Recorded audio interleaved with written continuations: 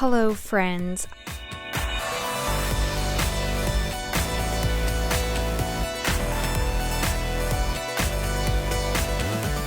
Look like I need some lip gloss. First of all, every time. Welcome back to my channel. Yes, I have been present on the internet, but I have not been present with delivering you content. So I am here with a very late January wrap up. Way over here because I have a dog who is present. Yeah, she didn't feel like getting up, so I showed you her foot. I have accidentally went too hard in the beginning of the year because I read a lot of books and a lot of long books too. Well, long to me.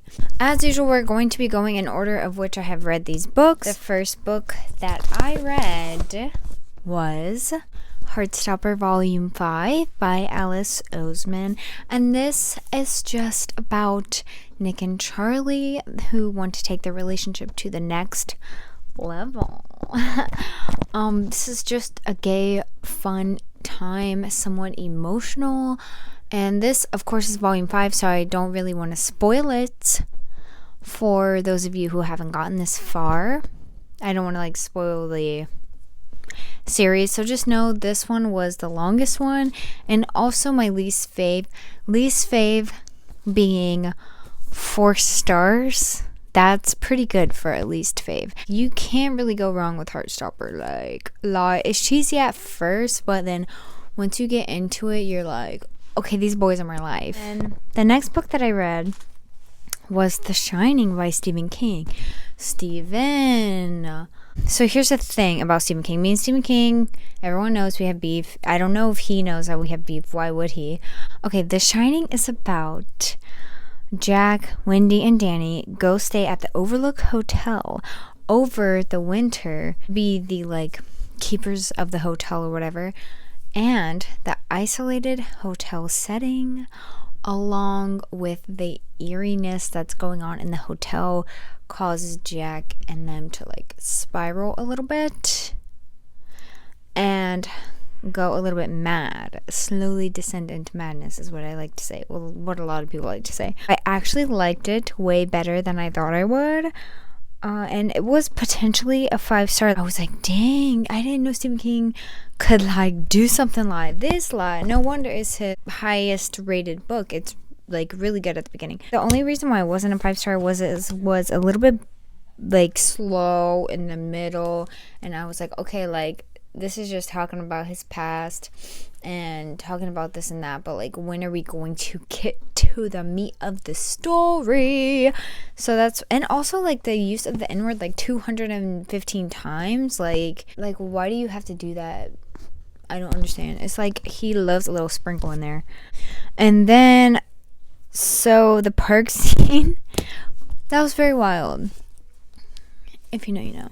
And so I really appreciate Stephen King for this book. Yeah, so I rated this one about a 3.75 out of 5. I have my reasons. And I read this with Lauren from Happy Haunts Library. She has a book club that she does every now and then. In January, it was The Shining, reading the book and then watching the film. So yeah, that was fun. The next book that I read was The Writing Retreat by Julia Bartz. And this one's about famous horror novelist Rose Vallow has hosted an aspiring authors under 30 retreat where they come to her isolated estate and they have to write a novel within a month, and then they get a little book deal or whatever, whichever one that is the best. My thoughts on this was, what was the deal with the 30 under 30, or not the 30 under 30, that's a list that people do.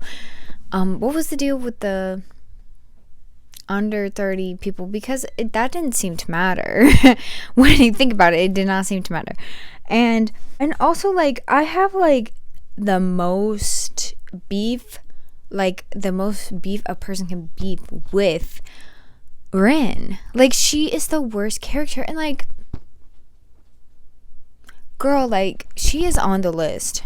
If I see you, you better watch out. Like, she literally did something to someone else and no repercussions, and like it wasn't like it was acknowledged, but it wasn't like, this is what you did, like you literally did this and like you are a this. I really hope the people who I've read are following, because like that just really made me so freaking mad. Really liked how it was so fast paced and how messy the characters were. That one, that had me seated, and that's why I rated this a 3 stars, because the premise of it to me was very interesting, and I was like seated. I was listening to what she was saying, to what the author was saying. But then the execution was just like, what are we doing and where are we going with this, ma'am? I kind of liked Rose's character. She was just like a bored rich lady with too much power.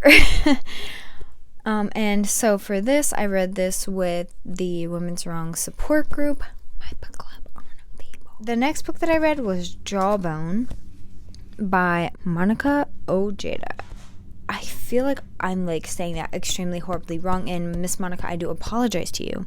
Annalise and Fernanda used to be BFFLs, inseparable sisters that called each other, and now they're estranged, and Fernanda is being held captive by their teacher. For what and for why? So we go through this novel wondering, first of all, what the fuck, and second of all, I really wanted to love these characters, but like there was just something missing from this story for me to like really be invested in the characters and in the story. It's just like I was not hooked, and I was not living like I wanted to live, and I didn't really understand the point of why they were doing all of this messed up stuff. Like, I get that they were doing this messed up stuff to like have fun and to like satiate a need that is inside of them, but I didn't really understand what it had to do with the story. Like, what was this story, you know? Like, I'm not trying to say anything bad. Yeah, and also like, why were there other characters? Because I feel like the other characters, like the group of girls, there was like the 2 main characters, Annalise and Fernanda, but the other characters gave us nothing, like, in my opinion. However, this book was giving Bunny vibes, so if you guys like Bunny by my queen Mona Awad, then you should read those. Well, I don't know. Like, if you guys like Bunny, you might like this book. Did end up giving this a 3 out of 5. And I read that with the Horror Hideout, who is Bestie Maddy and Bestie Mary, and then with Lauren from Happy House Library. And yeah. The next book that I read is Delicate Condition, which, if you guys watch American Horror Story, let me know. I started this book around the 5th of January and then finished it whilst filming my 24-hour readathon. If you guys want to check that out, you can check that out. So Delicate Condition is about Anna, who is an actress who wants to be pregnant so badly and have a baby, but she can't. So she has to get IVF treatment. Once pregnant, she keeps feeling like something is wrong with the baby, and she feels like someone is kind of stalking her. Why did I do that? Stalking her. And at one point she loses the babe and is like, I'm still pregnant, even though all the signs point to her not being pregnant anymore. She's like, no, I definitely still have a baby inside of me. You guys are crazy. Yeah. But nobody believes her. And okay, so to me, this one was great. The build-up was great. I was expecting something different than what happened, and the twist really wasn't twisting for me, and I kind of wanted more foreshadowing into that twist, because I was reading this and I was seated and I was hooked and I was listening, and I was like, wait, actually I feel like, in my opinion, the twist didn't match like the build-up, and so I was a little bit disappointed in that. Also, I really like how this author writes horrifying scenes. Danielle Valentine, I didn't mention her when I said this book. She also wrote the Merciless series, which that's her pen name. I don't know, Miss Danielle, do you want me to keep that a secret or not? I don't know. I feel like when authors have a different name than a book that they already published, that they want that to be a secret. I don't know. I'm sorry. I just exposed you, Miss Girl. And Dex?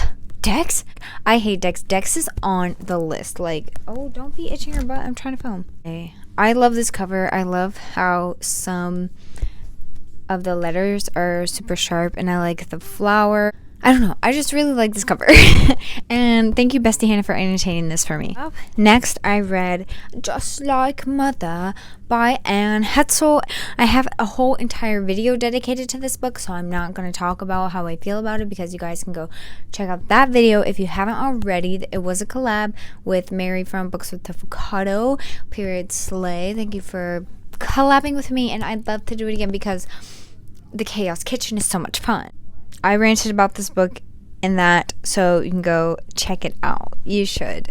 I'm kind of really proud of that video because the food was fooding. The next book that I read was number 7, Satisfaction Guaranteed by, girl, I cannot read my own handwriting, but I think this says Carilla Steets Waters. Queen, if I said your name wrong, I do apologize because I can't even read my own handwriting sometimes.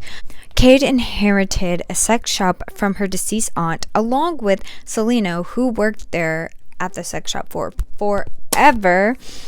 And Cade never reached climax with a partner, you know what I mean? And Selena took an oath of celibacy. They have a little bit of beef with each other. They try to make the shop work because this was her aunt's passion, Kate's aunt's passion. Will they fall for each other in the process of trying to keep this business afloat? I guess you will have to see.